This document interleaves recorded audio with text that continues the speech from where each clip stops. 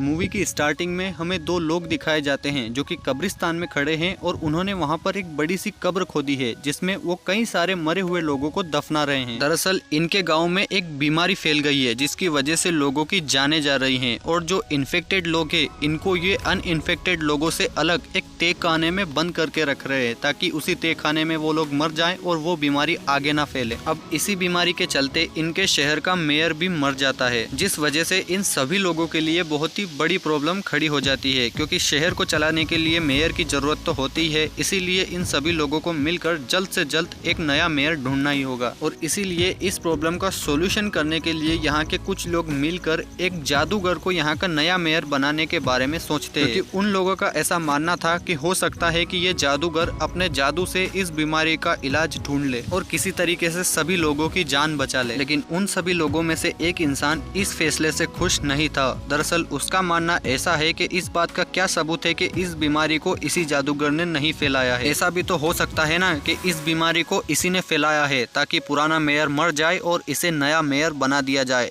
लेकिन जादूगर और किसी भी इंसान ने उसकी बात पर ध्यान नहीं दिया। और तभी वहाँ पर जादूगर की बेटी आ जाती है जो कि खुद भी इस बीमारी से इन्फेक्टेड हो गई थी। तो इस बात पर जादूगर सभी से कहता है कि अगर तुम लोगों ने जल्द से जल्द मुझे मेयर नहीं बनाया तो यहाँ पर और भी बुरा हो सकता है। और इसके बाद वह अपनी बेटी की तरफ देखते हुए कहता है कि मैं जल्द से जल्द इस बीमारी को अपने जादू से ठीक कर दूंगा। तो उस जादूगर की ये सारी बातें सुनकर उसे इस शहर का नया मेयर बना दिया जाता है और शहर के सभी लोग भी उस जादूगर के जादू में साथ देने के लिए तैयार हो जाते हैं। जिसके बाद जादूगर अपने जादू का इस्तेमाल करके इस बीमारी को ठीक तो कर देता है लेकिन उस जादू के साइड इफेक्ट के जरिए एक बड़ा सा राक्षस जन्म ले लेता है जो कि किसी के भी कंट्रोल में नहीं आ रहा था, यहाँ तक कि जादूगर के कंट्रोल में भी नहीं था। इसका मतलब है कि वो आसानी से पूरे शहर को तबाह कर सकता था और इसी सब चीजों के बचने के लिए उसे साल में एक बार एक इंसान की बलि दी जाती थी ताकि वो फिर अगले साल तक किसी को भी परेशान ना करे। और ठीक इसी तरीके से एक इंसान की बलि दी जा रही थी जिसके हाथ पर एक अजीब सा सिंबल भी बना हुआ था जिसे मॉन्स्टर आता है और चीर फाड़ कर खा जाता है। अब आगे इस शहर का क्या होगा? क्या वो मॉन्स्टर इस शहर के सभी लोगों को मारकर खा जाएगा? अगर आप भी ये जानना चाहते हैं तो अभी चैनल को सब्सक्राइब करके रख ले क्योंकि आगे इसके नेक्स्ट पार्ट आने वाले हैं।